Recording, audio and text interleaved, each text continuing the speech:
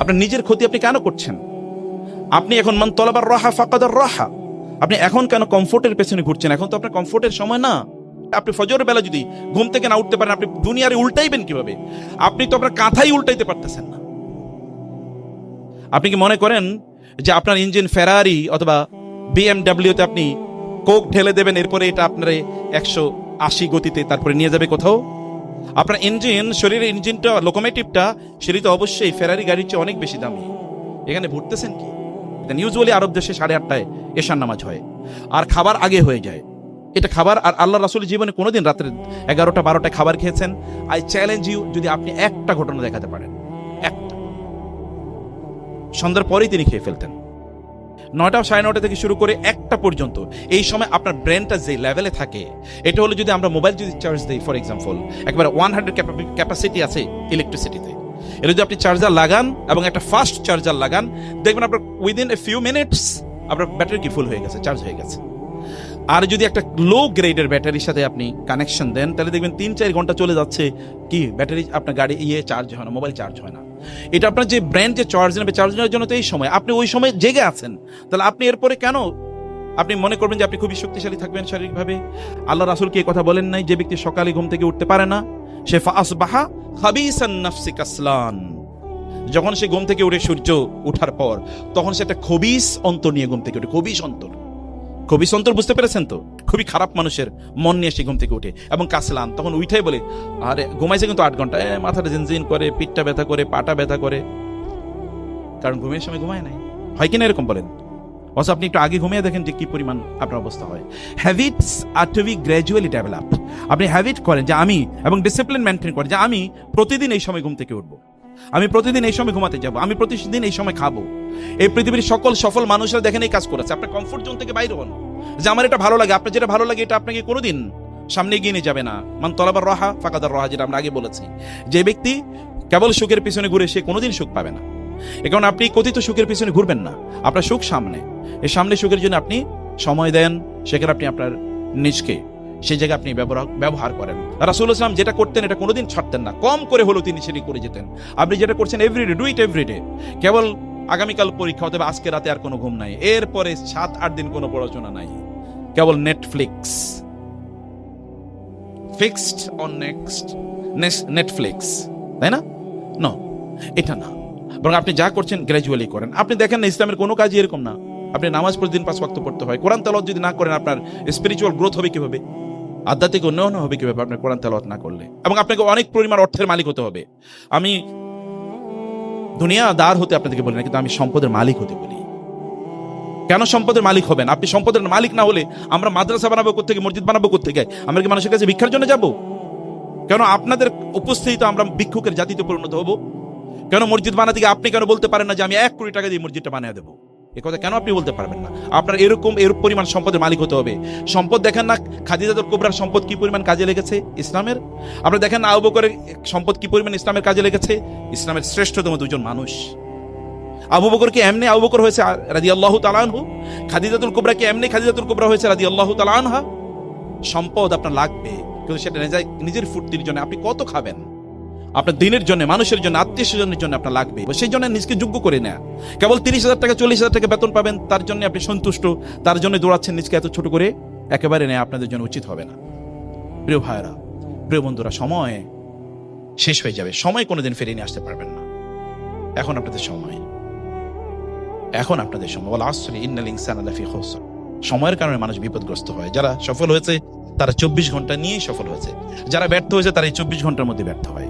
এর বাইরে কোনোদিন কোনো সফল মানুষকে আপনি বলতে শুনবেন না যদি দিনটা 48 ঘন্টার হতো, I have never hard anyone successful, যিনি বলেছেন।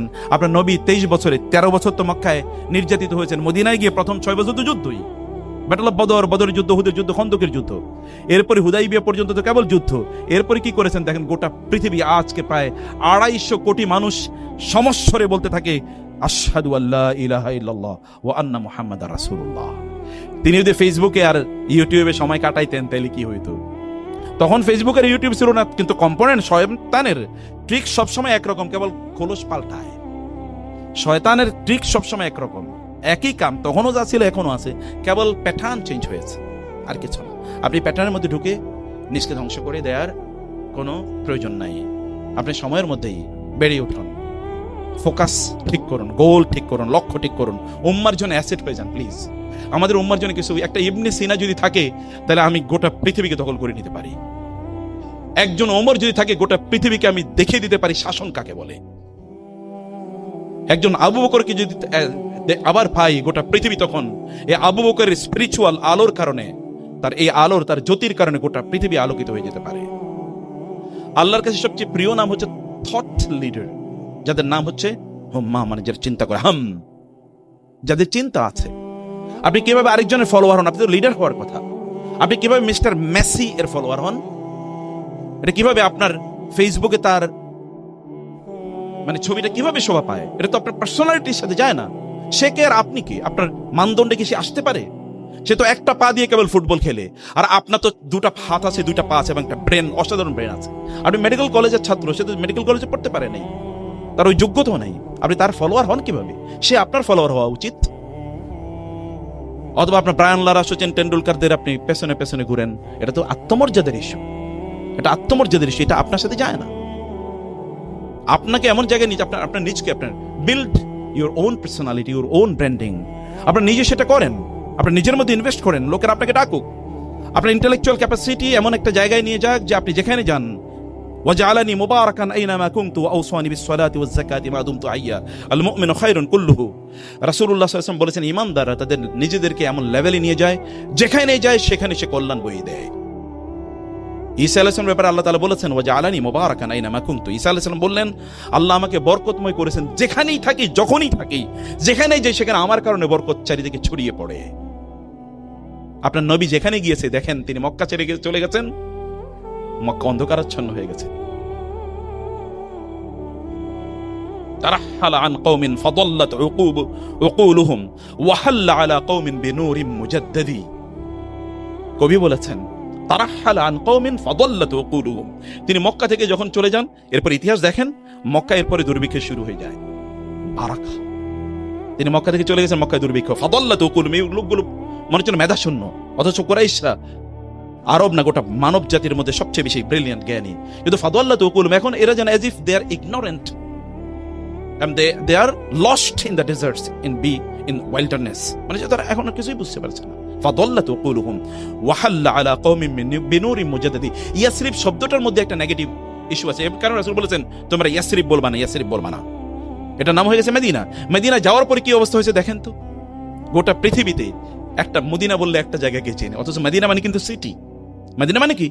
সিটি। কিন্তু গোটা পৃথিবীতে সিটি নামে একটাই আছে, সেটা হচ্ছে মদিনা। মদিনা বললে কেবল একটা জায়গায় কি বুঝায়? এটা বলা না হয় না মদিনা তু দিনাজপুর অথবা মদিনা তু ঢাকা, মদিনা তু ওয়াশিংটন, বলা হয় না। মদিনা মানে ওইটাই। এটা কেমন হয়েছে? তিনি যেখানে গিয়েছেন সেখানে বারাকা। এমনকি তিনি যে রাস্তা দিয়ে হেঁটে গিয়েছেন, যেখানে তিনি দাঁড়িয়েছিলেন, ওইখানে পরবর্তী সাহাবায়ে কেরামরা মসজিদ তৈরি করেছেন। যেখানে তিনি সালাত আদায় করেছেন, ওইটা এখন বিখ্যাত জায়গা।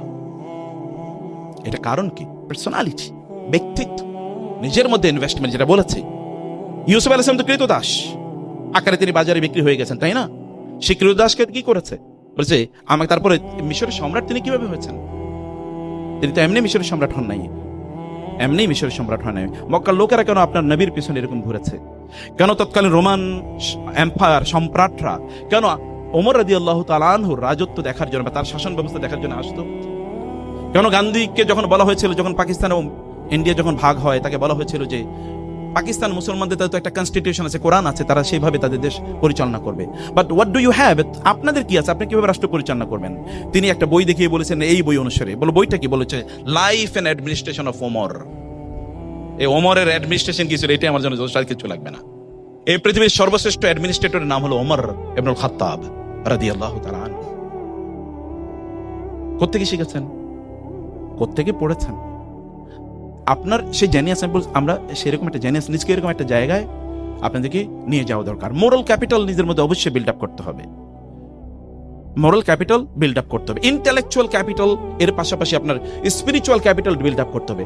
আপনি অনেক সফল, কিন্তু আল্লাহর সামনে আপনার সামান্য কোনো দাম নাই। যেমন ফেরাউনকে যখন লোহিত সাগরে নিমজ্জিত করে হত্যা করা হয়, তখন ফেরাউন বলছিল আমানতু বিল্লাযী আমানা বিহি বানু ইসরাঈল।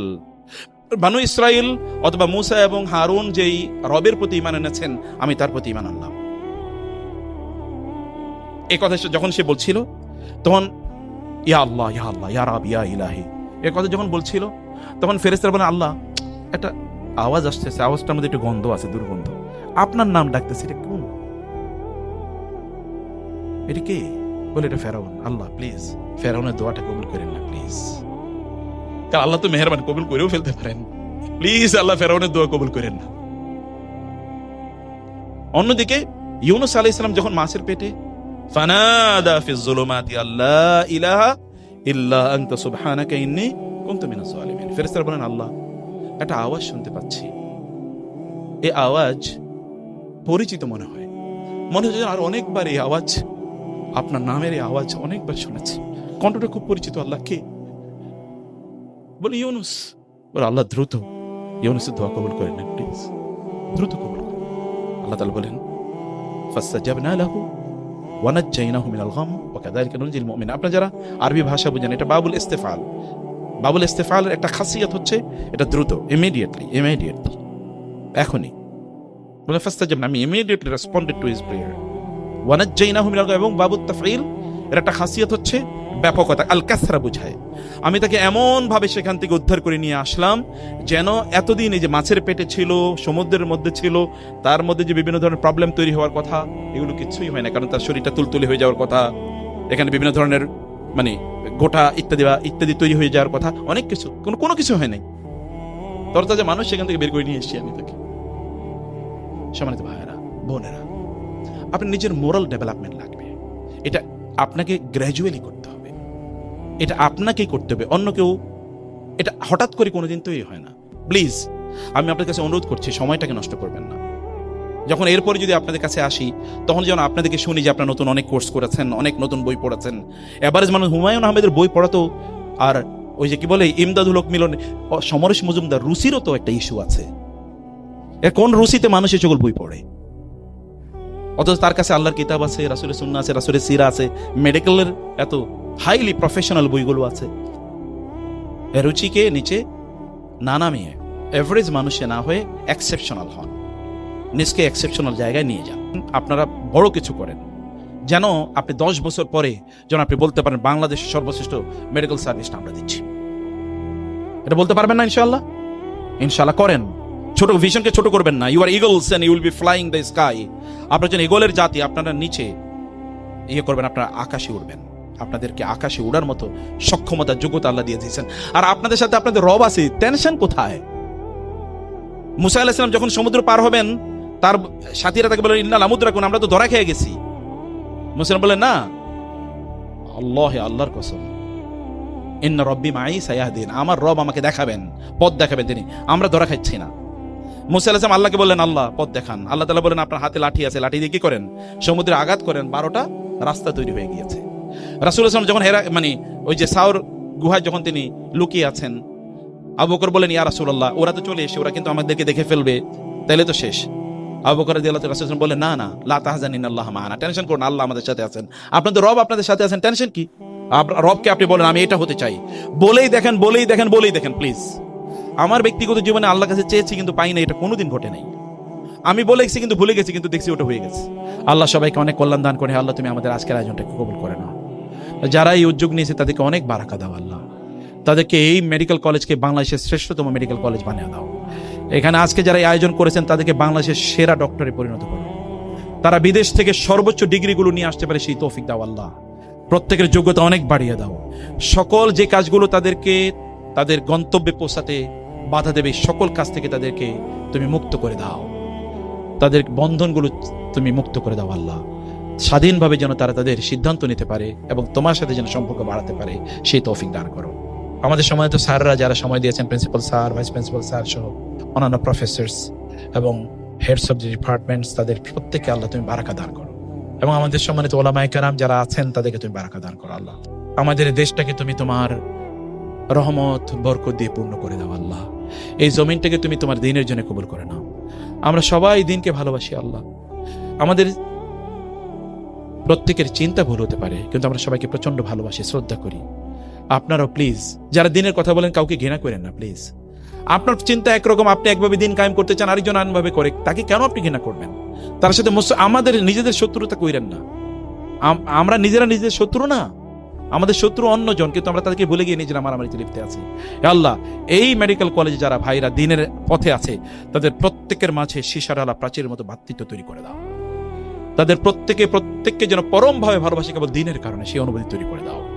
আল্লাহুম্মা আমিন। রব্বানা হাব লানা মিন আজওয়াজিনা ওয়া যুররিয়াতিনা কুররাতা আয়ুন واجعلنا للمتقين إماما اللهم اقسم لنا من خشيتك ما تحول به بيننا وبين معصيتك ومن طاعتك ما تقربنا به جنتك ومن اليقين ما تهون به علينا مصائب الدنيا ومتعنا بأسماعنا وأبصارنا وقواتنا ما أحييتنا واجعلها الوارث منا واجعل ثأرنا على من ظلمنا وانصرنا على من عادانا ولا تجعل الدنيا أكبر همنا ولا مبلغ علمنا ولا تسلط علينا من لا يخافك ولا يرحمنا هذا وصلى الله سبحانه وتعالى نبينا محمد وآله وصحبه أجمعين سبحانك اللهم وبحمدك أشهد أن لا إله إلا أنت أستغفرك وأتوب إليك والسلام عليكم ورحمة الله